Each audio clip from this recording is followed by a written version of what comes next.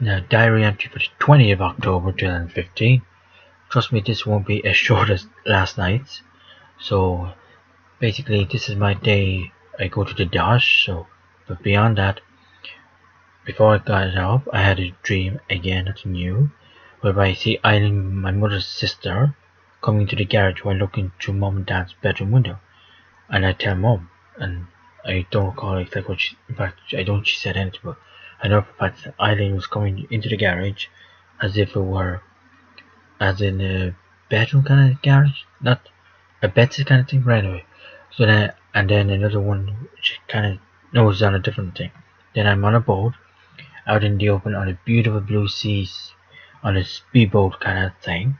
In my mind, the plane is going the wrong way, so I try and figure out. Hang on, I ain't even. So, sorry about that, guys. So I try and figure out how the pilot goes the right way, and then while admiring all the other boats, we throttle full steam ahead. So again, when I woke up, today was an interesting day. After I got up from the above dream, which I've just said it to you already, I showered and I got dressed. Then I headed on to the Dole, then to the bank. As time was not on my side, I skipped my normal photo shooting. Why, of course, that's right. Every time I put something new on, be it clothing, underwear, whatever, I do a photo shoot, sorry. So which I normally do before I get dressed. Well, I take a picture of myself naked, then the underwear, etc., So then, I was collecting my laundry, and I was thinking of paying for the laundry, then asking them if they could keep the bag until I get back from small change. I was trying to figure out how to figure that bit out, but anyway. However, I then thought, just go to the clean fridge the last.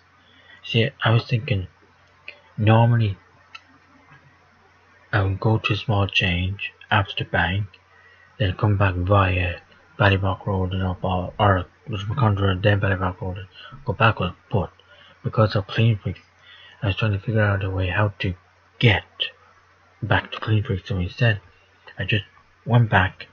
I did a U-turn, which technically not supposed to do, but I did a U-turn back from coming down Dorset Street or a small change and going up going up to McCondra, okay? Which is aiming towards back to Clean Freak. So then in fact, the guy who runs small change told me that I had a vegan deli. That don't make sense at all. Okay, I think what that should be saying is I headed on to small change, and Pat will tell me that there will be a vegan deli will be opening on November the 3rd. I can't wait. He told me it's the grand opening. I so cannot wait. So if I have the cash, I'll be able to now go to my sister's with a big owl vegan sandwich or whatever, because it's a deli, you see. So, just don't know that. Well, not from anyway. I then walked home with the small change paper bag on the handlebar and the laundry on top of the saddle, whereby I was walking home. Oh yes, God, I method this right.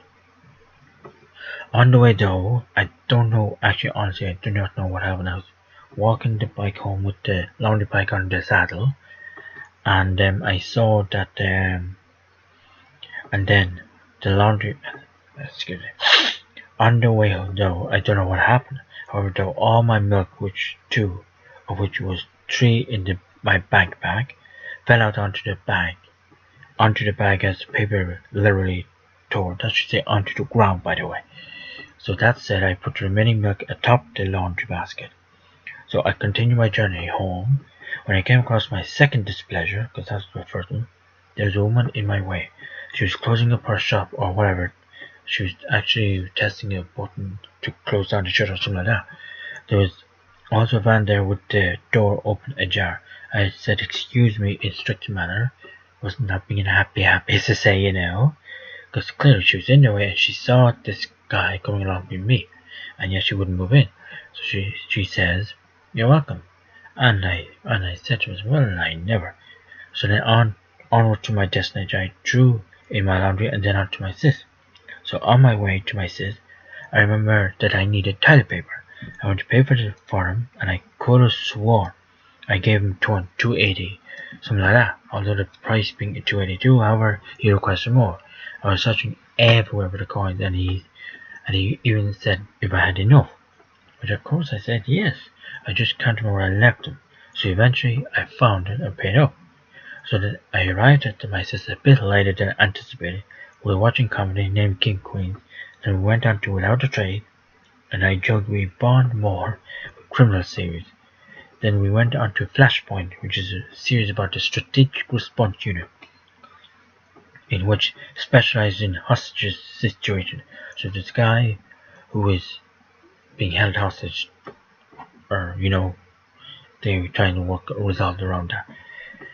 And we were saying that there's a cutie guy known as the character known as Braddock, and the Hispanic black guy. Not bad, a cutie, alright. One episode dealt with recession type characters in which a group of guys are homeless, i.e. repossessed, etc. etc. As companies they used to work for couldn't pay up for something. So, in a protest, they held the CEO in hostage again, the whole point of the series, and it literally describes what everyday Joseph goes through every single day with the recession. So the CEO walks away with $22 million bonus, and I think 4 houses as well. While one of the guys homeless, his wife committed suicide, and yet the CEO still gets to keep his $22 million bonus. Now, obviously, I understand it's all acting, but it is actually reality. You come across this type of thing every single day. Like we have our own teacher of 250,000 euros a year, I think it is, and yet the ordinary Joseph is out on the street begging. He could be homeless, as I said, I did a sleep out recently, and it just goes to show you how bad the situation is. And yet the teacher, I know he has to run a government, but he even makes more than the president of the USA. So I'm led to believe. So it all goes. But anyway, so then I said to my sis, it's a sore spot for her dad. One night my sister was, I don't know where she was somewhere, and my mother was in Fatima with her sister, well, with someone anyway. I think she was not with my sister, with my aunt, that she was being her sister, morning, none. And my dad was at his computer, which used to be located outside in the sun lounge, because when I was living out, my computer was inside, and I think my sister's computer was beside mine, something like that. So then, for curiosity, I was seeing he was playing solitaire on his computer, and I was seeing a lot of banking stuff on the news, etc. I was keen to understand what's going on, what's so big deal. So my dad explained it in fine, might I add, detail, and it took about an hour or so or whatever. And then this is when I was coming. So after that, I came back home, which I should have put in the diary entry. I came back home from my sis, and then as I was watching the news, I recognized a very familiar voice, that being Brian O'Donovan. Now he was the TV3's news finance correspondent.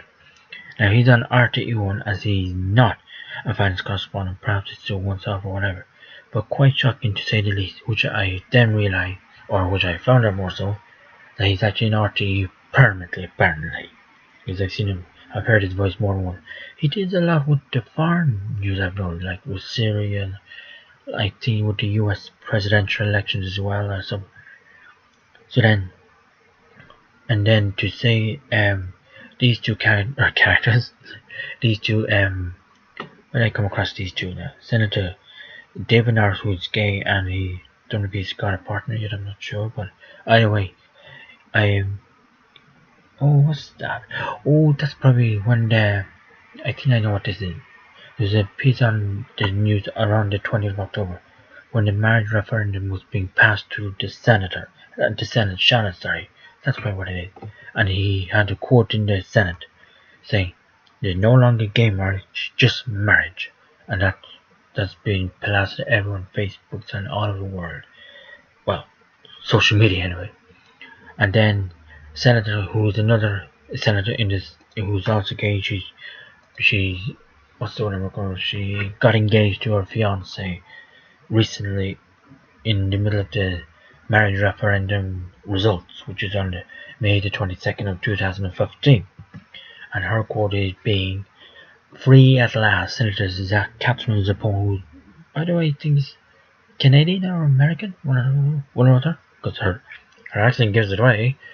So on that note, I'm going to leave it at that. It's the 20th of October, and I'll speak to y'all soon. Again, much longer than 10 times longer than yesterday's entry. So, lads, I'll speak to y'all soon.